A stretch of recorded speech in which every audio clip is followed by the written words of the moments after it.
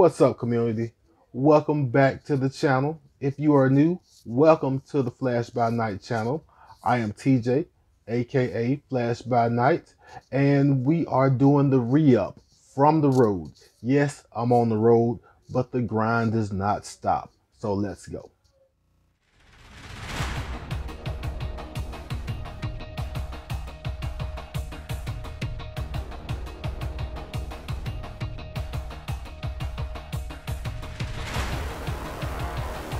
Welcome back. This is the re-up, and of course you know what we do here. New comic book day pools, mail calls, AOKs, whatever I may get inside the week, I bring to you.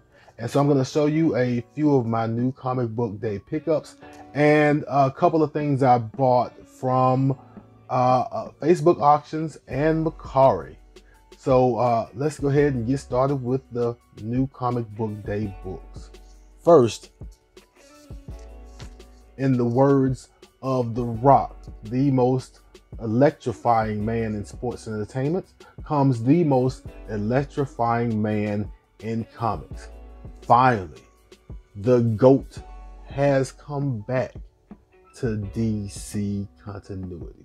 That's right, the Flash 768 finally picked it up. I've been thinking it's going to come out for the past 2 or 3 weeks. I don't know what threw my schedule off, but I have me a copy. I want the B cover, but I'm going to have to track it down. But I already gave this a read. If you don't know, I don't want to spoil what happens in this book. It actually happens in Infinite Frontier number 0. But this book kind of picks up from there, and it's really entertaining. It kind of reads like a 30-minute animated series episode to me. It was fun. Some people are probably not gonna like it. It kind of brings up some people's least favorite story ever from DC, but I enjoyed it. I kind of enjoyed where that story went. So naturally I enjoyed this. I enjoyed the people in it, and there's also a couple of guest appearances. Yeah, if you can't tell, I am glad that the Flash is back on our radar. Next book up is Ghost Rider number 1, King in Black tie-in, and I have the Jen Bartel variant. I do not know the name of this character on the front. I believe she's kind of half Ghost Rider, half Sorcerer Supreme. I'll have to look her up later, but I really like the Jen Bartel variant of this book. I'm sorry for the glare. But yeah, I had to pick this up when I saw it, and we'll give this a read and see what it's about. But the cover is fantastic. Next is a book that people have been looking forward to and been talking about, and I also got the Jen Bartel Women's Day variant, or Women's Month variant for Silk number 1. Nice looking cover. I like some of these Women's Day variants. I missed out on the first couple. I've got to go and hunt a couple down that I really want, but I like these covers, and I especially like this one. And of course, we're going to give this a read. I really know nothing about Silk. I've never read a Silk book before, and so this will be something new. But I figured right in time for her show or movie or whatever is planned down the road to come out, it's a good time to jump in. This next book isn't really a new comic book day book for this week, but it's a book I missed out on, and my LCS Quality Comics made sure to order me a copy, and it came in this week, and it is Chariot number 1 by Brian Edward Hill. I liked the premise of this story when I heard it. If you have not heard, it's basically about a car that I believe is like a World War II or maybe Vietnam era super weapon. And the driver of this car and the car itself basically got stuck in the ocean. And when they fished it out, this young man here, who's kind of down in his luck, trying to turn his life around, gets a hold of this car, and apparently it's something close to Knight Rider. And if you grew up around the time I grew up, you liked Knight Rider, you liked Kit, so I hope I'm gonna like this. It's by Brian Edward Hill, who is an author I also enjoy reading. So I really want to check this out, and I'll let you know what I think about it. And my last new comic book day book is also not technically a new comic book day book. That's such terrible English. But it's not a new comic book day book. It's a book that I ordered a long time ago. But I wasn't able to get it the first time around. And so I have a third print of 7 Secrets #2. If you've been keeping up, I've been doing some reviews, and I did a review of 7 Secrets #1 recently. And so I wanted to do a read back through the 7 Secrets series so far. And so 7 Secrets #2 will be my next issue that I review. And this came right on time. I am really, really looking forward to giving this another read and then bringing it to you. The next couple of books I have come from a sale on Mercari. Of course, you know, you have to be careful when you're buying from sites like Mercari, like eBay. Some of the sellers, you know, are so-so. Their packing isn't great. Sometimes there are shipping problems. But I saw a deal I liked, and I rolled the dice, and I grabbed these 2 books, and they came in good condition. They came in the exact condition that they were on the ad for the books. So the first book I have in this sale is Moon Knight number 1. I'm sorry. With a variant. I don't know who the variant is by, but it is a great cover with Mark looking as crazy and as mad as ever. If you really look close, you can see where he's got Mark Spector carved out in his chest. I have no clue why that is a thing, but I love this cover, and compared to the prices I've seen it at on eBay, I think I got a steal with this one.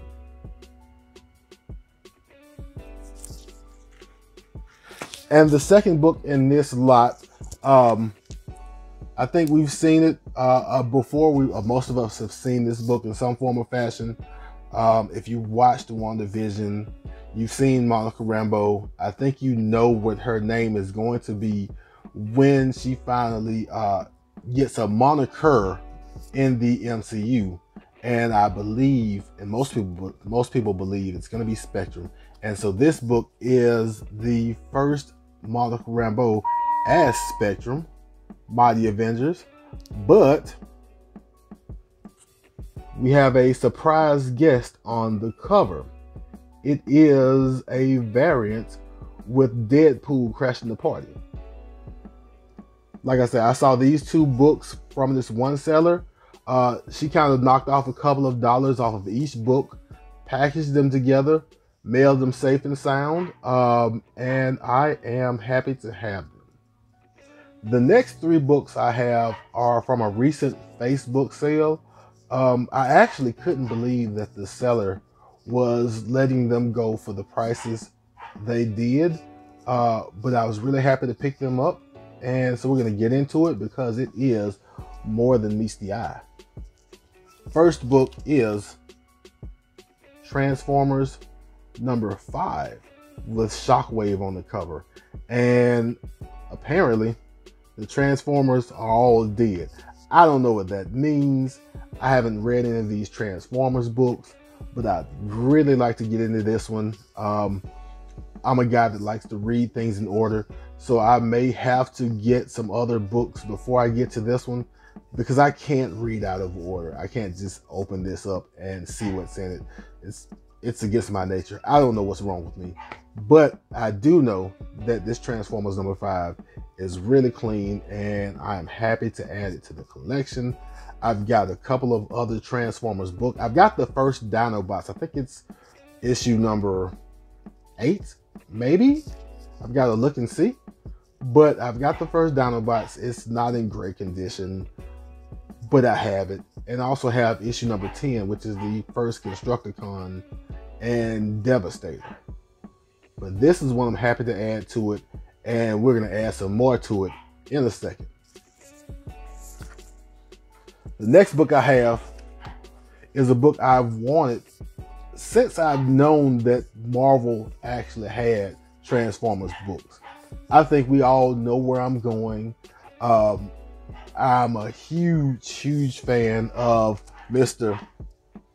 Optimus Prime.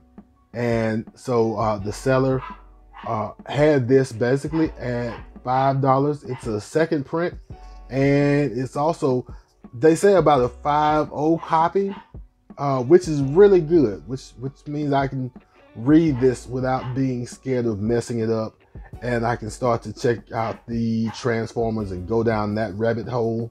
I've been a big Transformers, big Optimus guy for years. I tell a lot of people the story. 1986 Transformers movie came out. Optimus Prime died. I stormed out the theater.